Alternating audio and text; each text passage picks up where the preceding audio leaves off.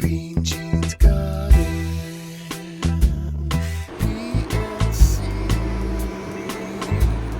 Green Jeans Garden.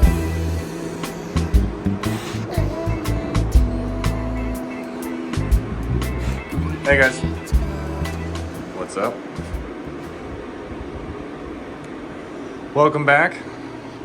Welcome back in the garden. We are here tonight on day 42. So about 2 weeks since you last saw them. We're wrapping up week 6 here today. And I filmed something for week 5, but I lost it along the way. I'm not sure where it went. It's not in the deleted files, nothing. But no big deal, because that week, I was gone the whole week 5. I came back on the last day or the day before. I came back Thursday, weekend Friday for these girls. I came back Thursday and still had 2 days worth of water in there, 2 days worth of feed in the reservoir, a day and a half at least. So really promising, and the girls didn't even miss me. I mean, it was like, stay away, man, you're good. And so here we are a week later from that. So 2 weeks since you guys last saw them. Day 42, and have just continued to bulk. They've done their stack and pack, and now we're starting to fill in, getting some good upper cola development, as well as down throughout. But these next 2 weeks, we're really going to fill in that middle shelf and then continue to bulk up top. So excited for what's to come here. And just from what I'm seeing, definitely still a banger of a run. It's holding on. It's doing exactly what I want. Man, this nut right here is just very frosty. I cannot wait to get a macro lens on some of these flowers, see what these trichomes are looking like, because this cut's definitely different. Now it's definitely hotter, I told you guys this time, than the first time I ran it outdoors as one single plant, and she's staying green, no signs of purple, but also looking like we got a solid 20 days to go. This will take it to day 63, will this be a 9-week or 63, no problem. So plenty to go, but perfect, right where we're at. Well, a couple of the comments before we left, or kind of when we left week 4 going into week 5, was a couple of people really concerned about not trellising it. Me too, guys, don't worry. I didn't mean to make it seem like I wasn't going to trellis it. I just wasn't going to trellis it then. I'm trying to put off, at the point once I missed the trellis, I wanted to put it off as long as possible to let the buds develop and not bang them up too much. And they're going to get banged up, so we might as well let them get to a little bit more nug meaty than all pistils. And that's what we're going to do. So sometime in the next couple days here, I just need to get a buddy in here to help, because it's easier and nicer to do as a 2-person job this time for where it's at. But gonna get a trellis net on. So that was the only real thing from week 5. We will get a trellis net on before the end of this week. So don't worry. But from a environment, light, everything, it's just been on cruise control. We raised the lights up before when I last saw you guys. Raise them, and have not touched them since. Obviously no vertical growth, so nowhere to go. From an environmental standpoint, we have kicked on the dehue officially, so bringing it down below 60% relative humidity as we start to close in on flower, the end of flower here, bulking, thick canopy. We did defoliate, but man, doesn't look like we did a ton. So we want to watch out and keep it I guess you'd say as sterile and anti-mold as possible. So keeping the humidity down, airflow up is part of that. So what we did is transition the wall fan over to this wall. We put a floor fan up on the reservoir there, blowing across.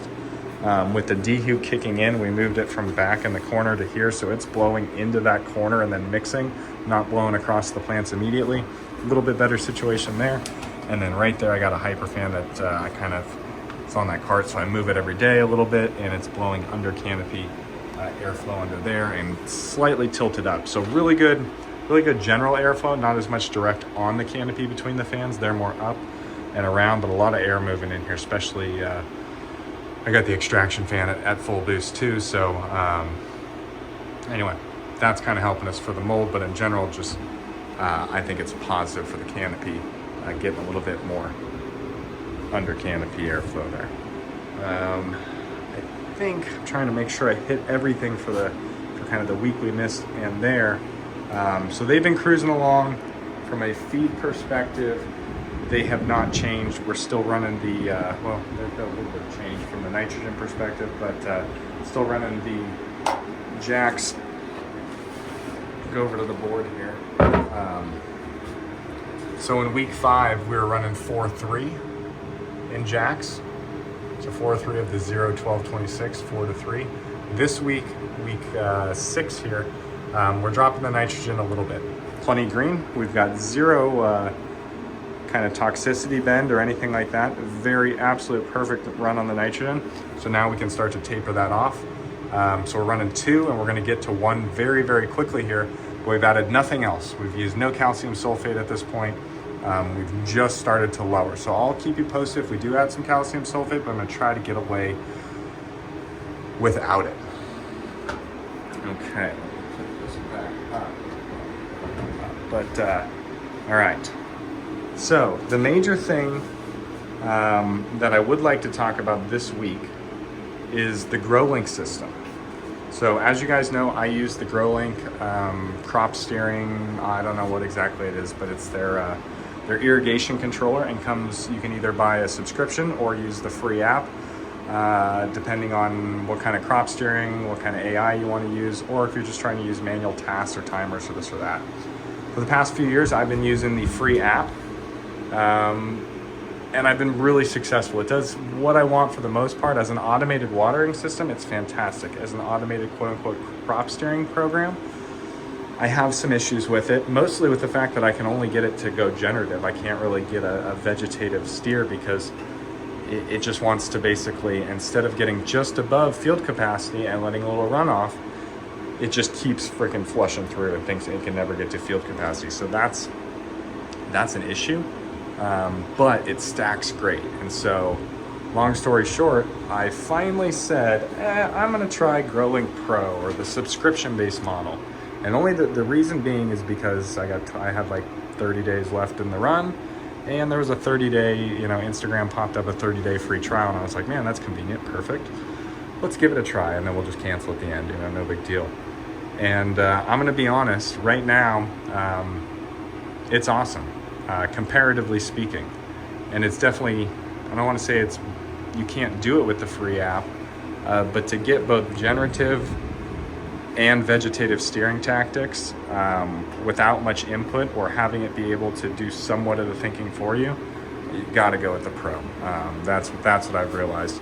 The first day, it immediately flushed my media essentially for me, and then the next day figured out that, hey, we don't have to use the flush, but we could use P2 and no flush, and then essentially timed it out to stack to where I wanted to and maintain that EC. And I was in a vegetative state the first few days, and then I flipped it over to a generative, and now it started stacking again. So the program understands what to do and which ways to affect it and which ways are going to affect it based on the sensor input it gives on your crop. And the free app just doesn't quite do that. Now, with that said, this right side is so much better. I'm just gonna be honest. This right side is, this spectrum bangs, and that's why it's in the production light. This was a cool test, but we'll get to that later. The free app, you can do a lot, and I'm learning a lot from watching the kind of the autopilot system in the Pro work. I'm watching how it's doing, what it's doing, comparing it to what I had before, and I was close. Everything I was doing was very close, but just seeing the extra little bits it's pushing it and where it's pushing it to. And again, I'm not sure if when I go back and if I try this on the free app, will I run into the same issue with not running into field capacity and emptying the res, but I'm learning a little bit. So that was the biggest thing, and I did that just over the last week. I've basically spent, I think, 7 or 8 days with the Pro. So it's not revolutionizing anything we've done in this run, but it gives me a really good idea of what I could do in the future to hit the metrics I want. And essentially the reason being is, we'll go over to the board here. What I've added is media EC. This is something I kind of always, I don't know, I don't quite fully understand it, to be honest, or where I want to be, but I know where I've performed the best, and it's basically really 4 and below and sub 5 and below. And so for the first few weeks, this is what I'm talking about, stacking. Going out of veg, we were right about 2.5, maybe creeping on 3. And then by week 1 or week 2, we were solidly into 3, up to 4, 5. This is media EC down in the block. And then by week 5, when I came back from my vacation, I was at 5.5, I think even 5.9. And that's when I'm like, oh man, I need to get the flush figured out. And that's when I decided to go with the Pro system.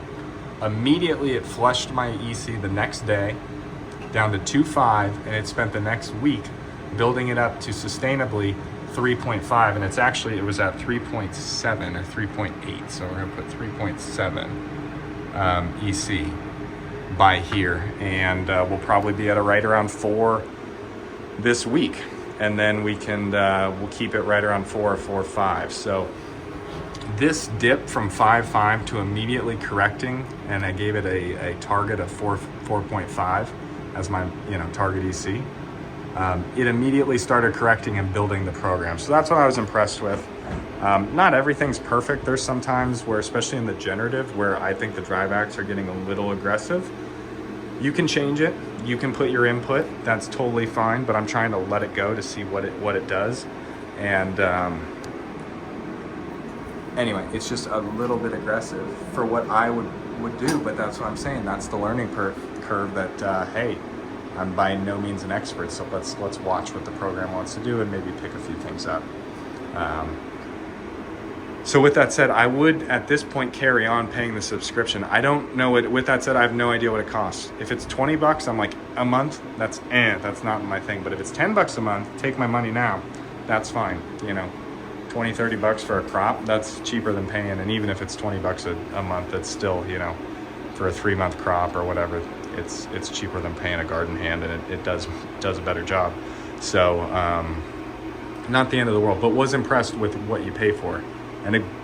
But down to play devil's advocate on the other side, with a little bit of learning from a couple paid months of that, I think you could take the free app and nail it to exactly what you want, which is what I may try to do too. So we will see. But that was the big week 6 journey, is Growlink Pro, and I'm going to put up some graphs and maybe we will go into that. But for now, let's get back to the crop. So day 42. Stacking very nicely. I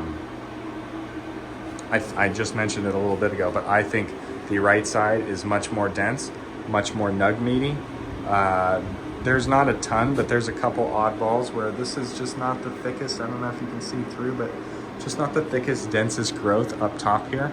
Second deck looks good. Stacking looks good, and there's a couple good solid set nugs there.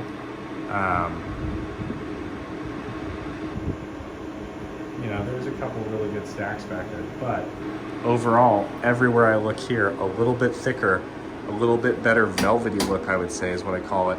We're getting the nug meat, getting some good trichome coverage on it, like in there on that nug meat, not just a bunch of pistils where I'm seeing over here.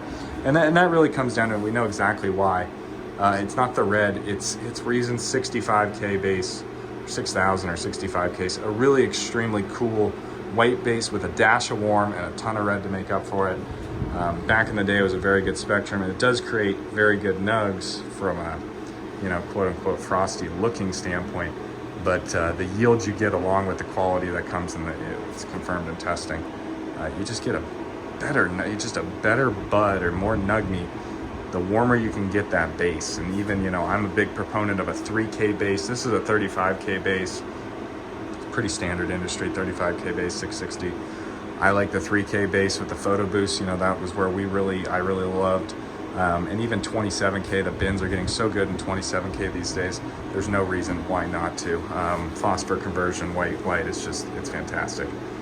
Anyway, splitting hairs, but that's my personal opinion. More nug meat, more pistol and flash. Probably get a little bit more foxtail on this side too when it comes down to it. But again, splitting hairs, we're gonna have plenty of girth.